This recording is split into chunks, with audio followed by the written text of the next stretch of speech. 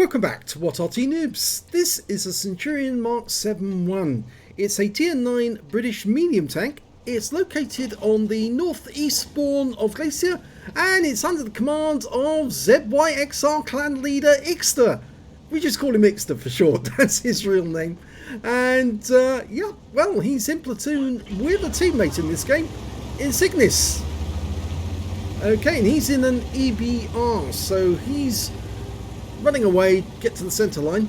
I didn't mention his full name, but I'll just say Insignis for the man, shall we? Yeah, until he tells me exactly how you pronounce that, but anyway. Centurion 7-1. The one that Ixter's got is the one with the 105mm gun, which can do 390 alpha and also penetrates 268mm of armour. Now the Centurion is a updated version of the standard Centurion, the 7-1. Oh, nice one. He got around there into the FB215B183 Death Star. And he's firing Hesh. And that's the good thing, because this 105mm gun can fire the Hesh round, the high explosive squash head, capable of doing 480 alpha, but it'll only get through 210mm of armour. So it'll do more damage, but it's... oh! And Insignis does a quick circuit. But of course you get less penetration, but you get more damage. But it's worth it. Okay, nice. One up the ass of the T-54 lightweight. He didn't like that. That's 469 hit points he's going to miss. Okay, there appears to be some confrontation going on just around the entrance to the carrier. And looks like some of our guys are actually suffering. In fact, T-54 lightweight has decided he can go up the carrier, or is he? No, has he gone around? He's gone around. Okay, nice round into the top of the turret of the AMX-30B. It's the tier 9 French European tank. And that is the opposite number, the Centurion Action 10. And he didn't get through the armour on that one. That was a tier 10 British medium. He was just looking to see where the shell went through. He's got a very good turret as well. Oh yes, Death Star dies. Nice kill. He just saw the opportunity. Pinpoint accuracy with a 105mm gun, which is the British gun that's most famous for being very, very accurate. Hello, Mr. Centurion. Thank you for giving us your lower plate. 428 hit points. Thank you very much. Do you want to do it again? No. This is where the 10 degrees of gun depression can really work out. The enemy pokes the ridgeline. They've got their bottom showing to you, or their lower plate showing. Oh, and that EBR is very cheeky. He's going around trying to get our Arty. That's very, very naughty indeed. In fact, he's found the Arty. And I think we're about to be without Arty support from now on. Locked onto a 704. Our Arty is actually putting up a good fight. Unfortunately, the EBR is still there.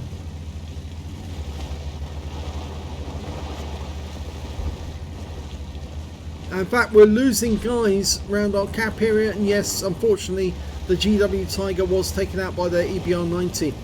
And of course, we've lost our platoon mate. He was taken out of the game a little while earlier.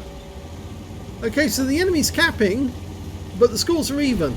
And we've got the tactical advantage of being up on top of the carrier, which means if the enemy wants to get to our cap, or if they want to sit on our cap, they're going to have to take the punishment from these shells. Okay, he's also aimed on, but hasn't got a look. At the moment, the gun depression's not working. Oh, this should be better. Oh, his teammate's getting in the way. Ixter's got better gun depression. That's it. Let it go. Yes, nice hit. 4-1. He's firing standard APCR at the moment. Lost sight of the guy. Okay, we've got enemy tanks about to come over the edge. He's trying to get an edge by lifting his side up. Puts around through the turret of that IS-32. You see he's lifting one side up to tilt the turret over so he can shoot down on these guys. Oh, nice! He avoided the shot that came from the IS-32, but he did take a round from the EBR 90, a heat round, and the IS-32 has now managed to get into cover. So now we're at a bit of disadvantage here. In fact, he's looking below. There's a 2684 somewhere down there. A bobject. Or bobject, I should say. Oh, there goes the Wizzy. We're still equal, but he's showing his ass to the enemy there. Now he's just trying to get a shot. There's the IS-3. Okay, he's tilting the turret over. Fires around, auto-aim in. Gets 489. The IS-3 too. He's now one shot. Can he get the kill? Yes, he can. Nice! The EBR's still there. There's the bobject. He's hiding. We've got a 2684. No, we've got a 268 going for our cap area. Now, if he's in the cap, he'll spot the EBR, and then Ixter can nail him from this distance. Now, the enemy can't see Ixter at this moment because there's nobody around spotting him. The EBR's the only one who can see him, and I'm not sure he's got the view range to do that. 268. Oh, don't get too close to the edge. Don't get too greedy. He was spotted there, and I think that would have been a 268 who's below him. Don't get too greedy. You'll go over the edge, and they need you. The EBR's still back in our cap area. Okay, Ixter's decided he's going to have to come down and try and get this guy from a different angle. He's loaded the Hesh. One shot should be enough to take care of that object 2684. Will he come out? Maybe he needs to go down to the lower level. If he just slips down the edge of the carrier, he could actually go down there, take on the object 268 from behind. The object 268 on our team is coming up behind the bobject, and I think that means I'm going to have to take control of the camera because he's doing his thing again. Okay, now the enemy EBR is coming up one way. There's only two enemies left. They're both around the other side. He's going to follow around onto the EBR. Okay, they're both in the same area now. So, there goes the 2684. Just the EBR 90 left. He doesn't need a Hesh round. He can do it with high explosive.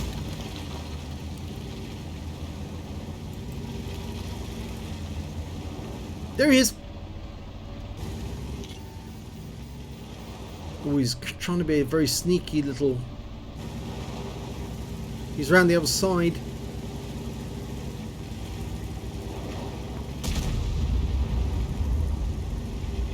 Yes, he's playing Ring of Roses.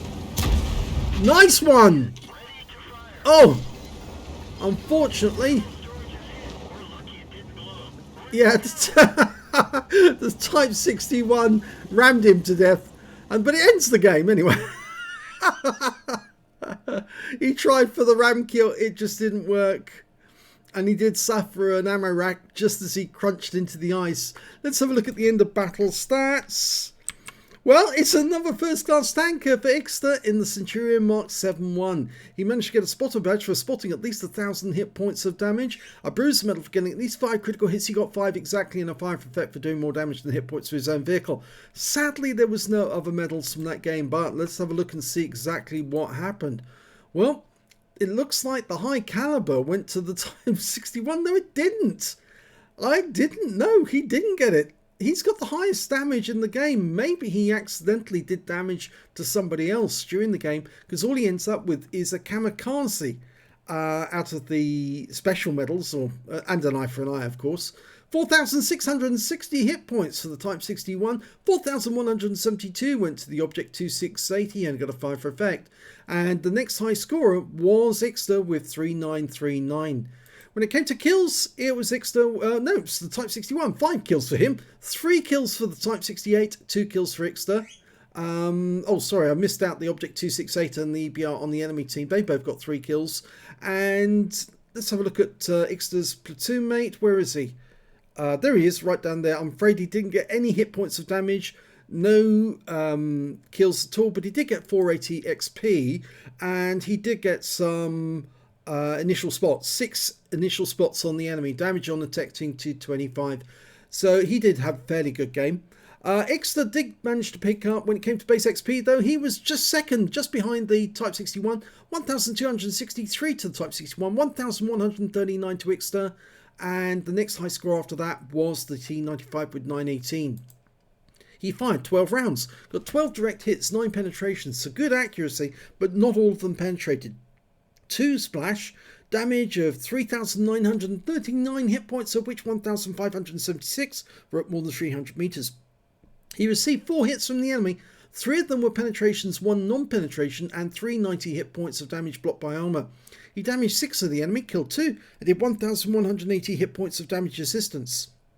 On a premium count, he earned 40,797 credits, and after repair, ammunition, resupply and consumables, he actually made a loss of 16,648 credits. Yes, the consumables actually really cost him on this one. It wasn't so much on the ammunition because he didn't fire that much in the way of HESH. He did switch to APCR at one point, but no, it was the consumables in the end that cost him.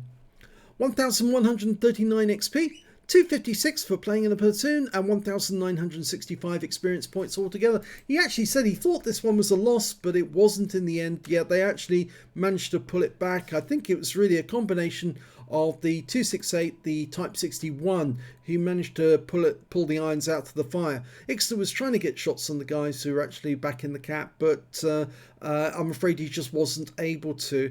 And it might have been a loss for the fact that they lost their Arty so early on in the game. That normally is the first sign that you're going to lose a game, is you've lost your Arty, you've lost your fire support, and the enemy does have fire support. They're going to win because they've got extra gun in the game who can hit anywhere on the map.